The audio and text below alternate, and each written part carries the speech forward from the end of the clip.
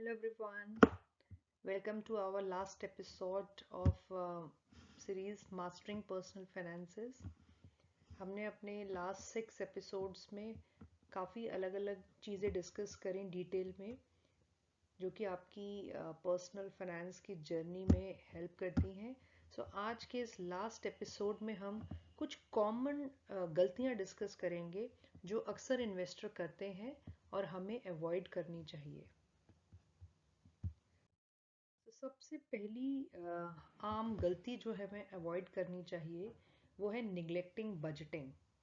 हमने अपने एपिसोड 3 में इसको बहुत डिटेल में डिस्कस करा था कि जब भी हम पर्सनल फाइनेंस की बात करते हैं तो ये बहुत ज़रूरी है कि हम अपना बजट बनाएं। हम एक जगह कहीं लिखें कि हमारे कैश इनफ्लोज जो है वो कहाँ कहाँ से आते हैं और मंथली बेसिस पे हमारा कहाँ कहाँ कैश आउटफ्लो होता है, कहाँ कहाँ खर्चा होता है। बहुत ज़रूरी है कि आप कहीं लिखें, आपके माइंड में ये सेट हो कि यस ये मेरे पास इनफ्लो है और ये मेरे पास आउटफ्लो है। इट्स वेरी इंपॉर्टेंट कि हम अपना बजट बनाएं, क्योंकि जब हम बजट बनाएंगे तभी हम अपने बजट को कंट्रोल कर पाएंगे और अपने फाइनेंशियल गोल्स को अचीव कर पाएंगे। सबसे फर्स्ट गलती जो हमें अवॉइड करनी है वो है निगलेक्टिंग बजटिंग। सेकेंड गलती की जो हम बात करते हैं वो है overspending and high interest debt. ये काफ़ी कुछ हमारी फर्स्ट गलती से ही रिलेटेड है कि जब हम अपना बजट नहीं बनाते तो अक्सर आपने सुना होगा, आपके दोस्त लोग भी कहते हैं, शायद हो सकता है आप भी कहते हो कि फर्स्ट को तो आपका अकाउंट जो है वो बहुत लोडेड होता है, बट महीने की 10 तारीख आते आते पता नहीं पूरा पैसा कहाँ चले जाता है। जब हम ये स्टेटमेंट देते हैं पैसा कहाँ चले जाता है पता नहीं, तो इसका मतलब डायरेक्ट यही मैसेज होता है कि हम बजट नहीं बनाते। हमें नहीं पता कि हमारा पैसा जो है, हमें फिक्स्ड ईएमआईज नो डाउट पता है कि इतना मेरा होम लोन का ईएमआई है, इतना मेरा बाकी चीज़ का ईएमआई है, इतना मेरा घर का खर्चा है, बट बाकी जो पैसा है वो शायद हम ओवर स्पेंड कर देते हैं बिकॉज हम उसका बजट नहीं बना रहे। हम अपने माइंड में सेट नहीं कर रहे कि अच्छा मुझे हर महीने इतना ही इस चीज़ में पर्टिकुलर खर्चा करना है और इतना सेव करके रखना है। हमारी ओवर स्पेंडिंग हो जाती है। एंड हाई इंटरेस्ट डेट, जैसे अगेन हमने अपने एपिसोड 3 में इसको बहुत डिटेल में डिस्कस करा था कि हमें ये ध्यान रखना चाहिए कि कौन से ऐसे डेट्स होते हैं हमारे जो हाई इंटरेस्ट हैं, उनको हमें सबसे पहले पे ऑफ करना चाहिए। फॉर एग्जांपल हमारा क्रेडिट कार्ड, हमें क्रेडिट कार्ड की पेमेंट में कोई चांस ही नहीं लेना चाहिए। उसमें अगर आप इंटरेस्ट देखेंगे तो उसका इंटरेस्ट रेट जो है हमारा 25 to 40% पर एनम होता है, जो कि बहुत ज़्यादा है। और ऐसे ही हमारे पर्सनल लोन का इंटरेस्ट बहुत ज़्यादा होता है। तो हमें ये ध्यान रखना है कि हमें ओवर स्पेंडिंग नहीं करनी और ये हाई इंटरेस्ट डेट से बच के रहना है, या इनकेस हमारे पास हैं भी तो हमें इनको पहले पे ऑफ करना है। देन थर्ड पॉइंट भी हमारा इंटर रिलेटेड है, डिफॉल्ट ऑन क्रेडिट कार्ड्स। जैसा मैंने अभी आपको बताया कि क्रेडिट कार्ड का डिफॉल्ट का इंटरेस्ट रेट जो है वो बहुत ज़्यादा हाई होता है। तो आप कोशिश करें कि आपके पास एक क्रेडिट कार्ड हो मैक्सिमम। आप दूसरा तीसरा क्रेडिट कार्ड के ऑप्शन में जाए ही ना, क्योंकि जितने क्रेडिट कार्ड होंगे वो कई बार हम उसको यूज़ कर ही लेते हैं और हमें ध्यान नहीं रहता, ट्रैक नहीं कर पाते हम payments and we miss out on payments, और उसमें देन चार्जेस लग जाते हैं। कई बार हम गुस्से में आके चार्जेस नहीं देते, बट एट द एंड जब हम कोई होम लोन लेते हैं या कहीं भी और जाते हैं जहाँ पे हमारा सिबिल का स्कोर, क्रेडिट स्कोर देखा जाता है, वहाँ उस चार्जेस की वजह से हमारा स्कोर इम्पैक्ट हो रहा होता है। देन वो हमें एंड में सेटलमेंट करना पड़ता है, जो कि बहुत ज़्यादा हायर अमाउंट पर होता है। इट्स बेटर कि हम इन सब चीज़ों से थोड़ा बच के रहें। हम अगर क्रेडिट कार्ड ले रहे हैं, यूज़ कर रहे हैं, तो हम उसमें डिफ़ॉल्ट करें ही ना, हम टाइमली अपनी पेमेंट करें। Then missing out on risk cover, ये हमने अपने एपिसोड 5 में बहुत डिटेल में डिस्कस करा।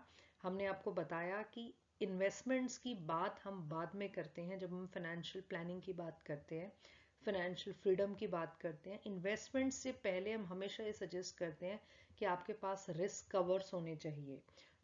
रिस्क कवर को मिस करना तो बिल्कुल नहीं बनता। अगर आपको ये डिटेल में देखना है तो आप प्लीज़ हमारा एपिसोड 5 देखिए, और कोई भी क्वेश्चन हो तो आप हमसे कनेक्ट कर सकते हैं। बिकॉज मार्केट में रिस्क कवर्स को लेके काफ़ी मिस सेलिंग होती है, प्रॉपर फैक्ट्स नहीं बताए जाते।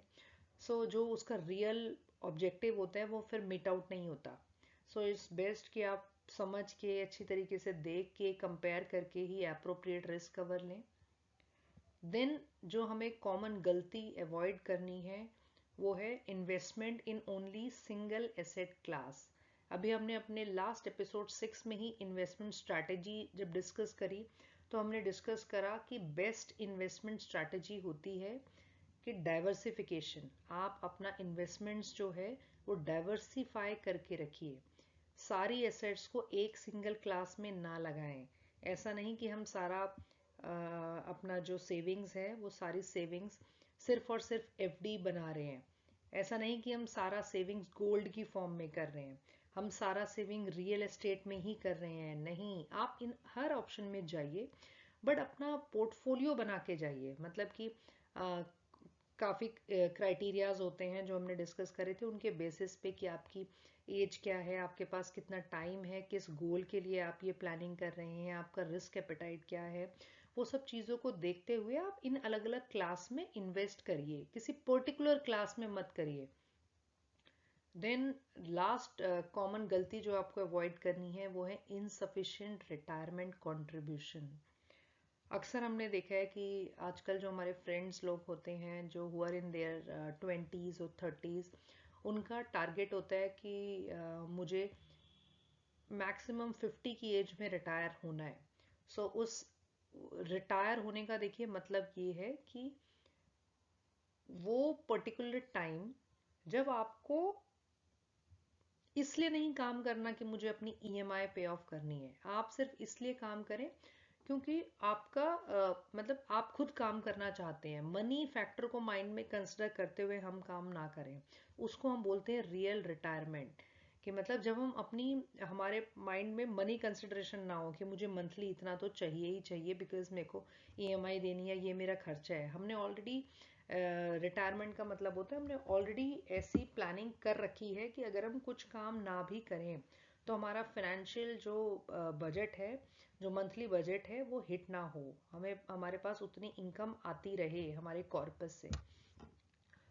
अक्सर मैंने आपको बताया कि आजकल लोग देखते हैं कि हमें 50 की एज में रिटायरमेंट होना है, बट जब कॉर्पस की बात करी जाती है कि अगर आपकी एज आज 30 है, आपको 20 ईयर्स बाद रिटायर होना है और आपके माइंड में एक पर्टिकुलर कॉर्पस है कि मुझे उस टाइम मेरे पास 10 करोड़ तो होना चाहिए, तो हम टारगेट तो लेके चलते हैं बट हम उस प्लानिंग में एग्जीक्यूट नहीं करते, हम उसके अकॉर्डिंग मंथली सेव नहीं करके चल रहे। तो एट द एंड हम देखने की जब हम 50 की एज में पहुंचे, हमारे पास जो हमने सोचा था कि वी शुड हैव 10 करोड़ वो हमारे पास नहीं होता और हम स्टिल काम करने लग जाते हैं बिकॉज अब हमने प्लानिंग तरीके से नहीं करी।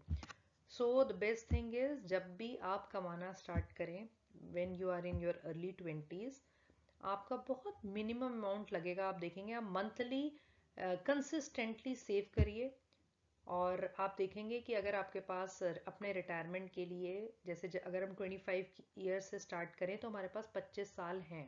अगर हम 50 साल में रिटायर होना चाहते हैं तो आप बहुत नॉमिनल अमाउंट से मंथली अपना काफ़ी अच्छा रिटायरमेंट कॉर्पस बना सकते हैं। आपको अपना रिटायरमेंट जो है वो टाइमली स्टार्ट कर देना चाहिए कि टाइमली कंट्रीब्यूट करें। This is one of the aspect of financial planning. Thank you so much everyone for watching our episodes. अगर आपने पुराना कोई भी एपिसोड मिस करा है then I would suggest you आप हमारे यूट्यूब चैनल पे जाइए, सबसे पहले यूट्यूब चैनल सब्सक्राइब करिए और उसके बाद हमारे एपिसोड्स देखिए। आपको सारे एपिसोड्स अगर आप लाइन से देखेंगे ना तो आपको हर एपिसोड में बहुत अच्छी बातें मिलेंगी और आपको लगेगा कि यस, मैंने अपनी फाइनेंशियल प्लानिंग की जर्नी में या पर्सनल फाइनेंस की जर्नी में काफ़ी कुछ नई बातें सीखी जो मुझे अप्लाई करनी चाहिए। अगर आपको हमारी ये सीरीज़ अच्छी लगी हो आप कमेंट करिए, उससे हमें मोटिवेशन मिलेगा और हम फ्यूचर में इस तरीके की फाइनेंस और टैक्स से रिलेटेड और सीरीज़ या और रिकॉर्डेड्स और लाइव सेशंस लेके आपके लिए आएंगे। Thank you very much. अगर आपके पास कोई भी क्वेश्चन है, आप कहीं किसी एपिसोड में कुछ डाउट है आप पूछना चाहते हैं, So you can anyway connect with us. We are experts in financial consultancy and all taxation matters, and हम आपको end to end हर चीज़ में help करेंगे. So screen पे you can see our number and you can see our email ID as well. So you can anytime connect with us. Thank you so much.